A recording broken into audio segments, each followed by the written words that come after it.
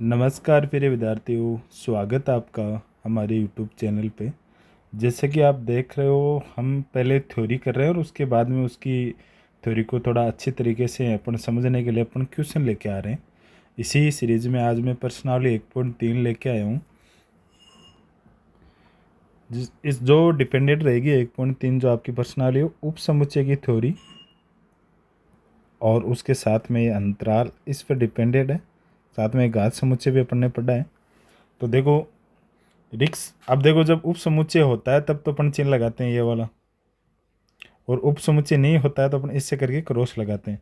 उप समुच्चय क्या होगा, देखो इधर कोई समुच्चय दिया होगा और इधर भी कोई समुच्चय होगा।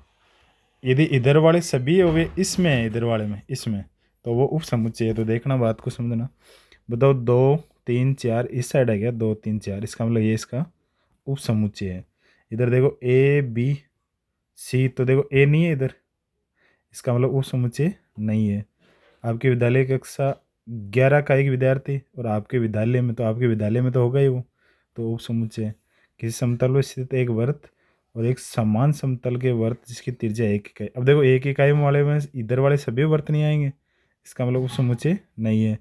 किसी समतल पर स्थित एक त्रिभुज और किसी समतल पर स्थित एक आयत, आयत और त्रिभुज में क्या रिलेशन होगा, तो ये भी नहीं होगा। देखो ये तो शेप ऐसे बन रहा है और ये आयत वाला ऐसे बन रहा है, ऐसे, तो इन दोनों में तो कोई रिलेशन होगा ही नहीं।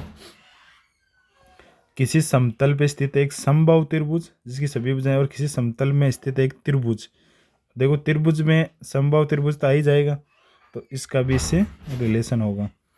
एक संप्राकृत संख्या और एक पूर्णांक, तो ये भी इसमें आ जाएंगे, तो ये भी इसका समुच्चय अपने होगा। तो ये बात समझ में आई आपके।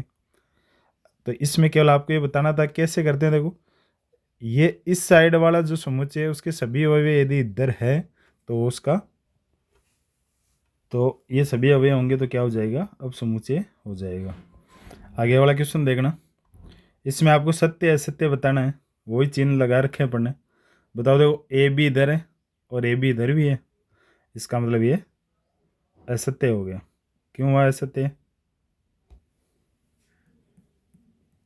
ये क्या हो गया, असत्य हो गया।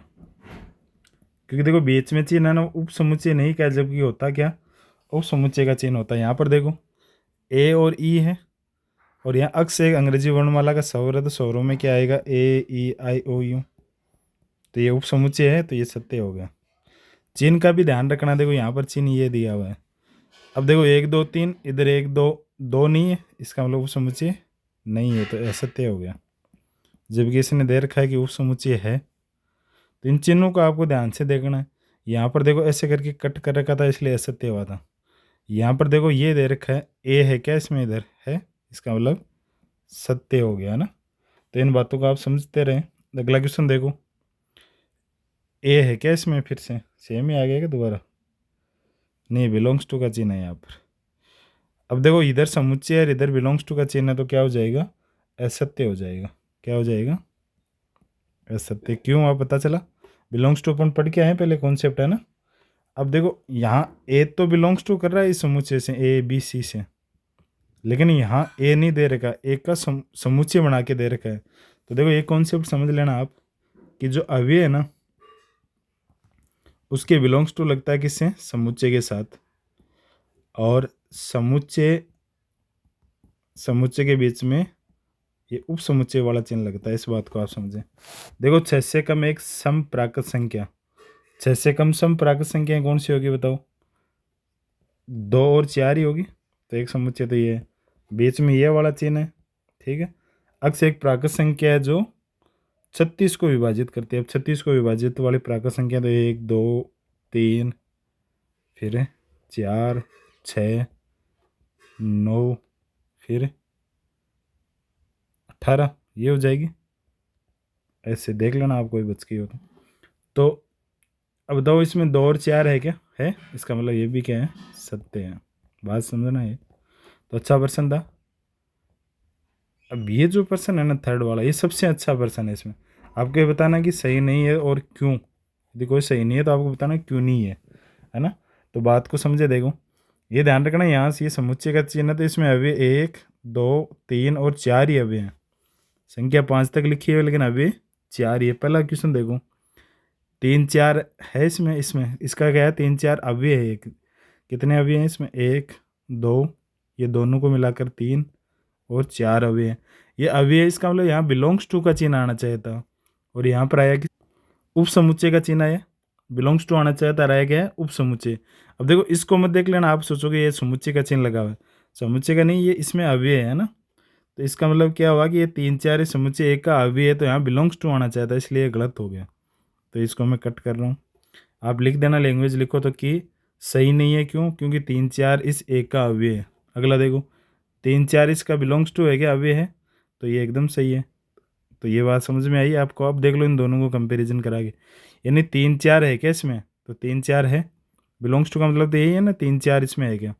अगला देखो, 3 4 कोई अवयव है और उसके ऊपर समुच्चय का चिन्ह लगा दिया, तो ये क्या हो गया, उसका उप समुच्चय हो गया। तो बताओ ए उप समुच्चय है क्या इसका, सही है भाई, एक का उप समुच्चय है क्या 3 4, ये वाला ये जो समुच्चय बना है, तो ये सही है, तो ये सत्य हो गया।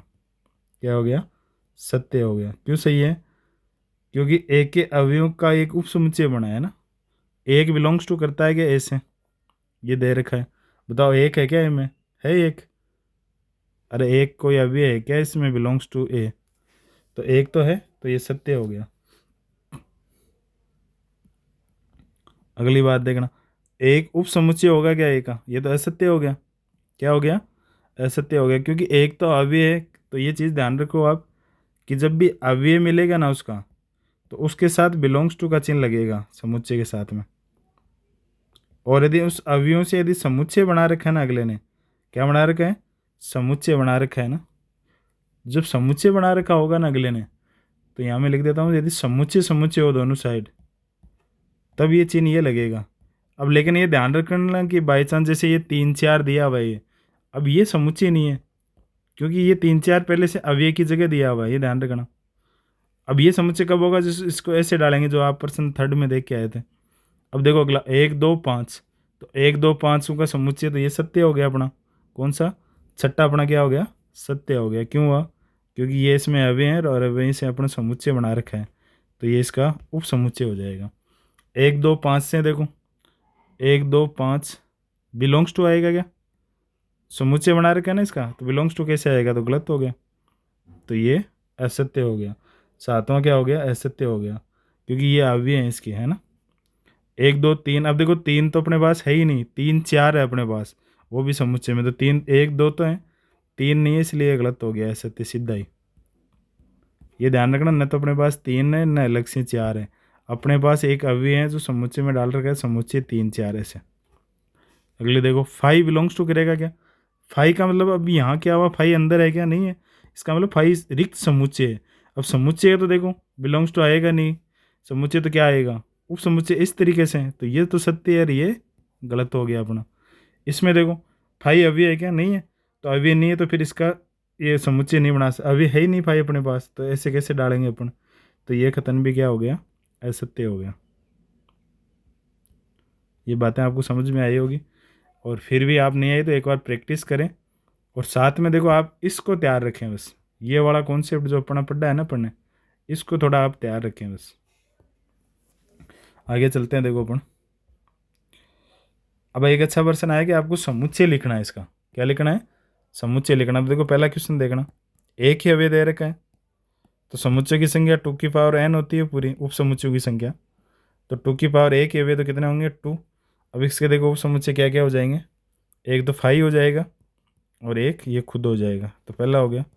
दूसरा देखो ए बी दे रखा है, ए बी, तो उप समुच्चय क्या हो जाएंगे, पहला तो 5, दूसरा देखो ए हो जाएगा, एक एक एक अवयव के, फिर बी हो जाएगा, फिर एक दो अवयव वाला ए बी हो जाएगा, तो इसके कितने हुए 4, कैसे हुए 2 की पावर 2 यानी 4 हो गए।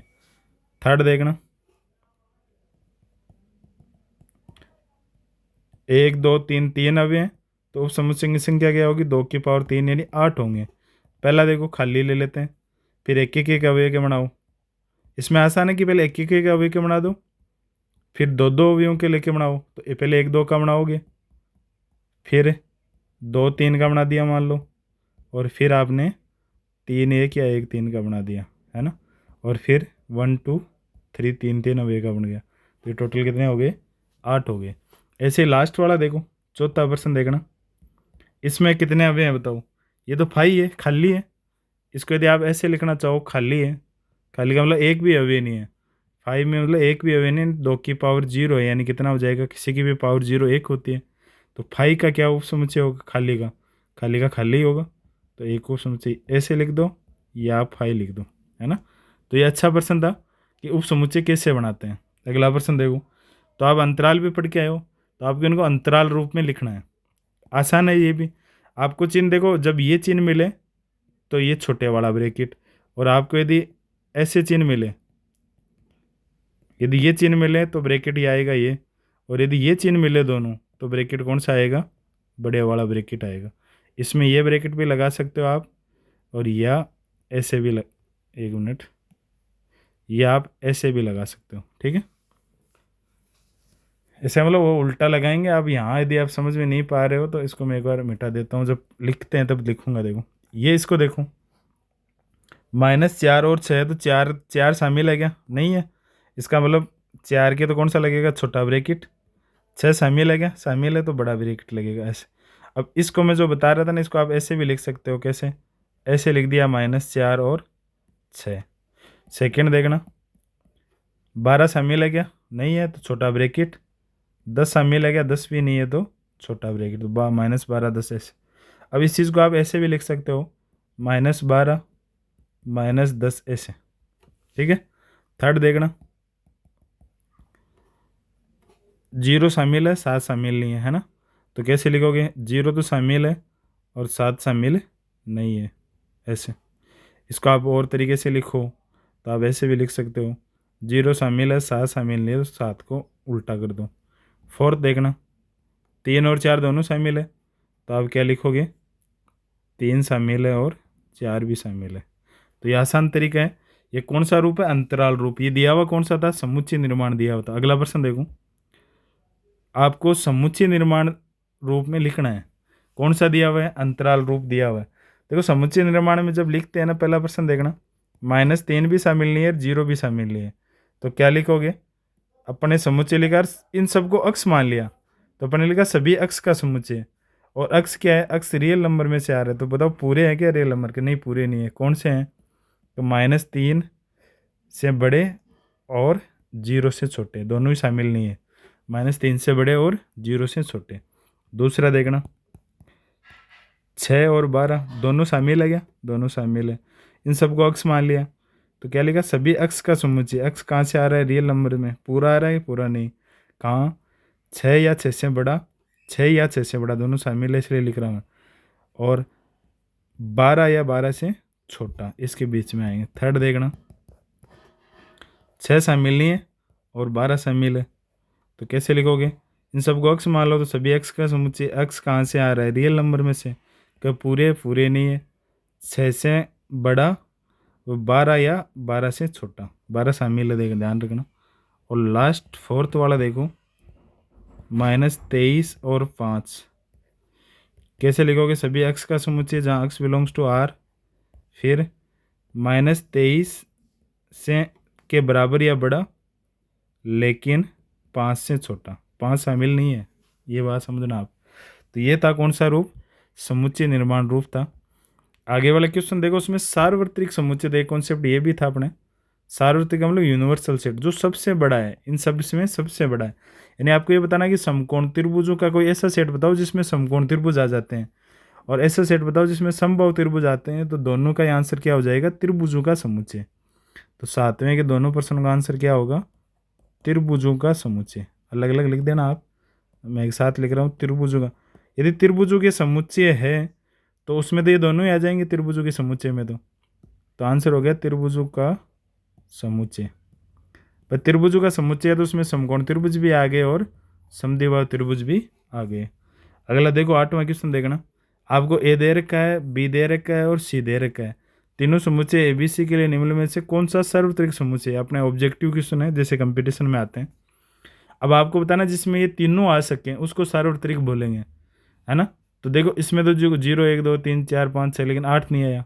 5 वाला वैसे ही खाली पड़ा है, इसमें सब आ रहे हैं। इसमें देखो जीरो नहीं है तो ये भी गलत हो गया, तो आंसर कौन सा हुआ, थर्ड हो गया। तो ये अपने कॉन्सेप्ट थे, उम्मीद है कि आपको समझ में आए होंगे। तो आज की क्लास में पढ़ने क्या क्या पढ़ा, एक उप समुच्चय, एक अंतराल और एक सार्वत्रिक समुच्चय पढ़ा। एक अपन ने परिभाषा पढ़ी थी घात समुच्चय की, यानी उप समुच्चयों के समुच्चय को घात समुच्चय बोलते हैं, तो उसका क्वेश्चन अपने यहाँ मिला नहीं। आज के लिए इतना ही। जय हिंद, जय भारत।